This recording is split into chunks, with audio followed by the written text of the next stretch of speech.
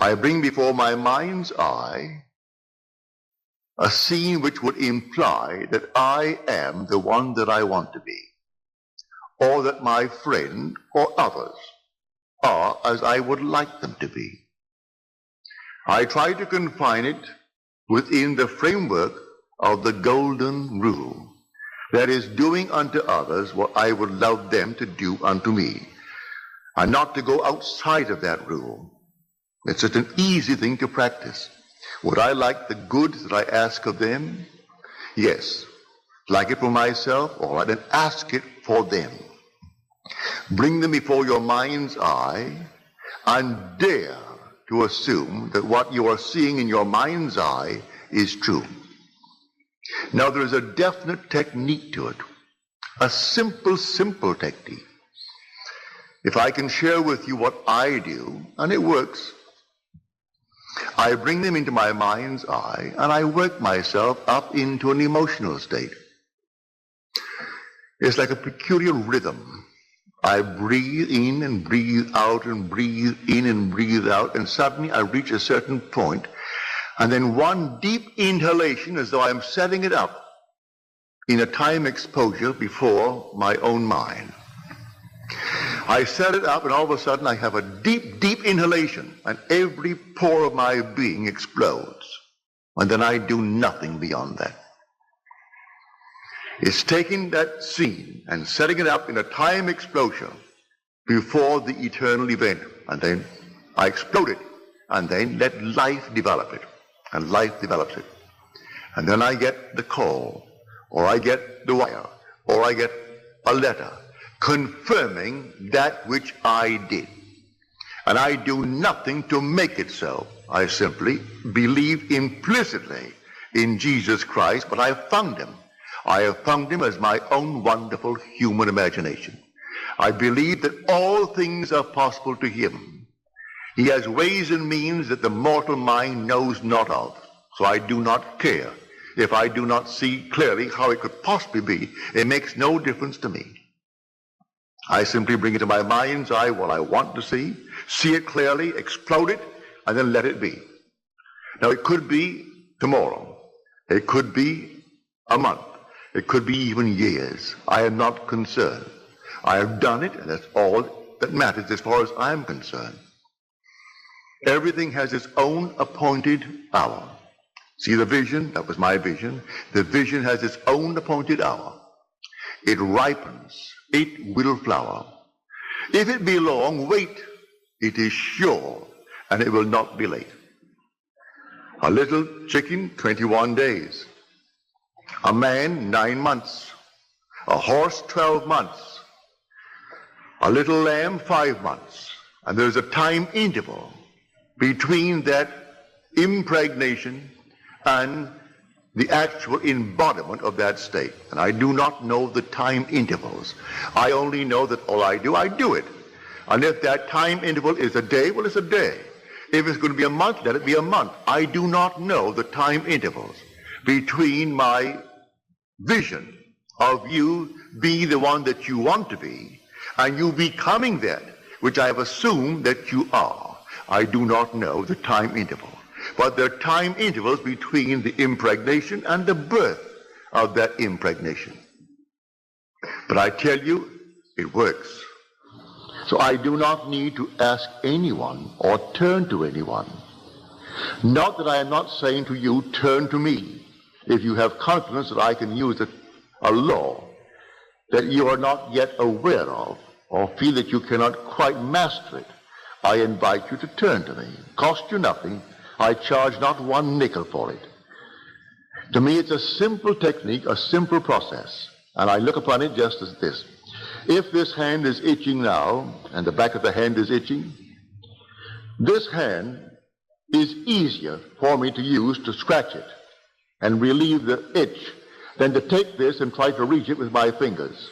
I can't get back and reach it, but I can get it with this. It's the same body, so I call upon myself. If you cannot yourself, I would say, alleviate the itch may be for money, the itch may be for recognition, the itch may be for something, well then ask the one in whom you have confidence. If you have confidence in the speaker, all right, ask me. I tell you, I don't charge. I do not charge 1 penny, neither do I accept any money. I don't. You simply, if you feel like it, you ask me. And I will, to the best of my ability, simply feel within myself that things are as you desire them to be, providing it comes within the code of my, what I call my ethical code, that it is not at the expense of another aspect of my being. Don't ask me to hurt anyone in this world, because I could not. I would not ask anyone to be hurt. But if you want recognition in this world, you want money in this world, you want comfort in this world, I see nothing wrong in that, because these things I would want for myself. So I put them within the frame of the golden rule and ask for them. It's a simple, simple technique. So let us discuss how things are brought into being. Well, how are they brought into being? By your own wonderful imaginal acts. That's how they're brought into being. Because your imagination is God. Your imagining, that is God in action. Do you know what you would love for yourself and for your loved ones in this world? Assume that you have it. And that assumption, though at the moment, is denied by your senses, denied by reason, if you persist in it because you believe in Him, it will harden into fact. And no power in the world can stop it. It can't stop it. But I can tell you the interval of time between your assumption and its hardening into fact. But I promise you from experience, it will harden into fact. But do it in love. May I tell you? Whenever you are in doubt, do the loving thing, and you've done the right thing. If ever in doubt, ask a very simple question. Would I like it done to me? If you can answer in the affirmative, then do it. And you cannot go wrong if you use that as your guide. Now, before we go into the silence, let me once more try to explain this simple, simple technique. You will have to practice it and use your own rhythm. You don't have to be in church to do it. You can be sitting here tonight. You can be at home listening to nice music. You can be simply relaxing with a drink. It doesn't matter what you're doing and where you are, but want to do it. Get into a lovely, quiet, relaxed frame. No so-called holy attitude. Forget that. You're holy when you're in love. God is love. So you would love it for someone else. That is all that you need. That mood. Wouldn't it be wonderful if she actually had it? If he had it? If they had it?